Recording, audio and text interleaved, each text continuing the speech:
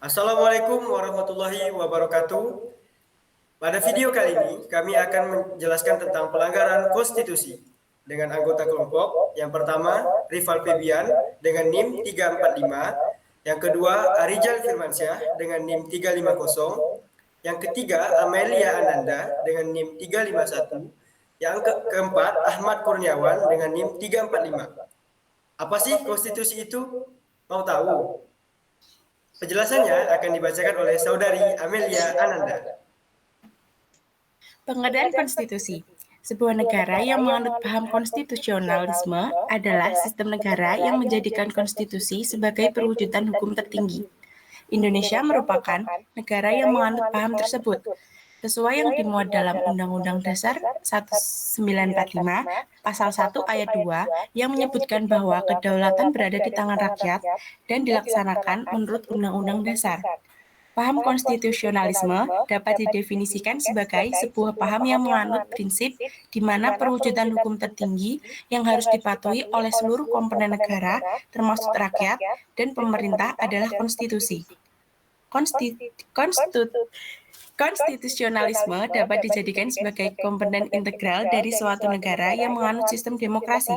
Hal itulah yang menjadi sebuah dasar di mana suatu sistem pemerintahan yang demokratis tidak mungkin terwujud tanpa adanya pelaksanaan paham konstitusionalisme sebagai perwujudan hukum tertinggi.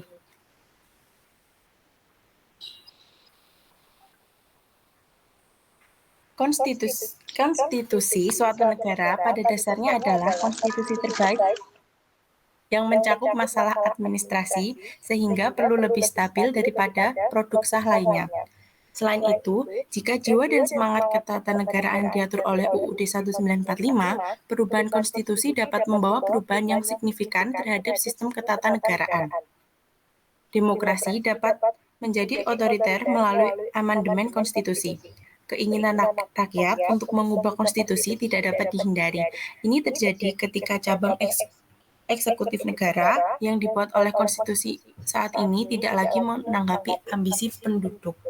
Untuk itu, UUD 1945 biasanya memuat ketentuan-ketentuan amandemen konstitusi itu sendiri, sehingga perubahan-perubahan yang terjadi sebenarnya adalah kehendak rakyat, bukan harapan-harapan yang sewenang-wenang dan sementara, melainkan harapan-harapan dari kelompok orang.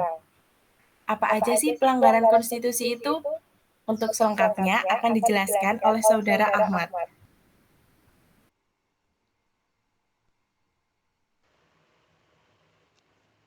Beberapa pelanggaran konstitusi, pembatasan kebebasan berekspresi atau berpendapat, walaupun diatur dalam Undang-Undang 1945, tetap saja ada hal-hal membatasi kebebasan berekspresi masyarakat. Negara kita adalah demokrasi dan rakyat adalah raja yang harus memiliki hak untuk didengar. Namun di negara kita pun pelanggaran konstitusi ini sering terjadi. Tidak ada jaminan hak asasi manusia, hak untuk hidup, kebebasan beragama, atau kebebasan berbicara. Kenyataannya tidak mungkin memberikan jaminan perlindungan hak asasi manusia secara utuh. Hal ini didukung dengan banyaknya kasus pelanggaran HAM yang bahkan tidak dapat diselesaikan oleh pemerintah. Oleh karena itu, dalam hal ini pemerintah cenderung sedikit mengabaikan hak asasi manusia. Penyimpangan ideologi. Dalam hal ini dengan jelas dinyatakan bahwa ideologi negara Indonesia sesuai dengan ideologi Pancasila. Ideologi Pancasila merupakan ideologi yang tertanam yang bersumber dari nilai-nilai nenek moyang negara, karena nilai-nilai tersebut sesuai dengan akar kehidupan negara Indonesia. Oleh karena itu, jika ada tindakan atau upaya mengganti ideologi ini, masuk dalam kategori kasus inkonstitusional, misalnya kasus G30 SPKI, yang merupakan upaya penggantian ideologi Pancasila dengan ideologi komunis. Tentu saja ini inkonstitusional. Dan yang terbaru adalah adanya gerakan radikal untuk menggantikan ideologi bangsa. Oleh karena itu, tentunya pemerintah harus mengajukan mosi dan bertindak tegas untuk mengusut orang-orang tersebut. Hal ini dapat menimbulkan penyimpangan dan juga merupakan upaya untuk melanggar aturan hukum. Pemisahan kekuasaan dan konstitusi. Indonesia memiliki pemisahan kekuasaan antara lembaga legislatif, eksekutif dan yudikatif. Adanya pemisahan kekuasaan ini memberikan batasan pada masing-masing kelompok, sehingga tidak terjadi duplikasi tindakan atau kewenangan yang luar biasa dari otoritas atau instansi. Namun pada masa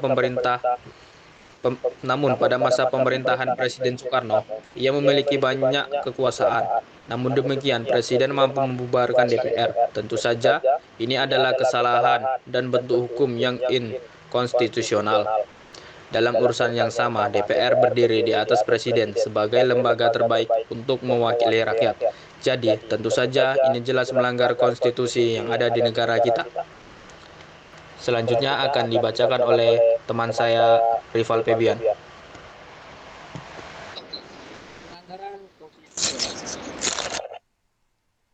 Pelanggaran konstitusi yang paling umum di Indonesia adalah korupsi. Inilah kisah para penjabat yang merendahkan dirinya, yang menghamba harta, benda, dan menjadikan negara dan rakyat sebagai sapi perah belaka. Di saat kita semua menahan diri untuk melakukan ini dan itu, ialah berapa politikus dan penjabat kita malah tetap bernafsu untuk menodong sana-sini, mutil sana-sini. Saat kita semua mencoba bertahan di tengah pandemi, jungkir balik melanjutkan hidup, saat-saat sulit semuanya begitu sulit. Para politikus dan penjabat juga tetap berakrobat dengan anggaran entah berapa ratus ribu orang yang sudah di PHK, yang usahanya bangkrut. Tapi itu tak mengurangi nafsu para penjabat rakus yang tidak punya harga diri. Menteri Kelautan dan Perikanan bersama beberapa staf khusus dan penjabat kementerian meminta cashback dari setiap benih lobster yang diekspor. Mereka memakai uangnya untuk berbelanja barang-barang mewah, persis ketika kebanyakan dari kita sedang mati-matian bertahan di tengah pandemi. Dan yang lebih gila lagi, para penjabat Kementerian Sosial berikut dengan menterinya sekaligus malah menodong para vendor dengan cashback. Mereka meminta Rp10.000 dari setiap paket bantuan sosial. Paket senilai Rp300.000 untuk meringankan beban hidup rakyat, tega-teganya dipotong untuk dinikmati sendiri. Oke, untuk pengertian korupsi akan dilanjutkan oleh saudara saya Ariel. Pengertian korupsi. Korupsi merupakan perbuatan yang dilakukan dengan maksud untuk memberikan beberapa keuntungan yang bertentangan dengan tugas dan hak orang lain. Perbuatan ini biasanya dilakukan oleh seorang pejabat atau seorang yang memegang kepercayaan yang bertentangan dengan hukum secara keliru. Mereka menggunakan kekuasaan untuk mendapatkan keuntungan untuk dirinya sendiri atau orang lain yang bertentangan dengan tugas dan hak orang lain. Apalagi dalam masa pandemi COVID-19 ini, yaitu dengan bencana non-alam. Pemberian dan bantuan sosial di situasi pandemi ini memang membuka suatu celah untuk melakukan tindakan korupsi. Hal ini bisa melukai perasaan masyarakat melihat kasus korupsi di masa pandemi COVID-19 yang dimana masyarakat yang membutuhkan di tengah kemerosotan kesejahteraan akibat pandemi, jaminan sosial yang sudah menjadi hak konstitusional masyarakat malah diambil untuk kepentingan sendiri. Yang dimana bantuan sosial tersebut belum cukup untuk memenuhi kebutuhan dasar masyarakat. Dari contoh kasus tersebut merupakan contoh pelanggaran konstitusi yang dilakukan oleh pejabat negara dengan melakukan korupsi pada bantuan sosial di masa pandemi COVID-19. Sekian dari kelompok kami pamit undur diri. Wassalamualaikum warahmatullahi wabarakatuh. Waalaikumsalam warahmatullahi wabarakatuh. Alhamdulillah ya Allah.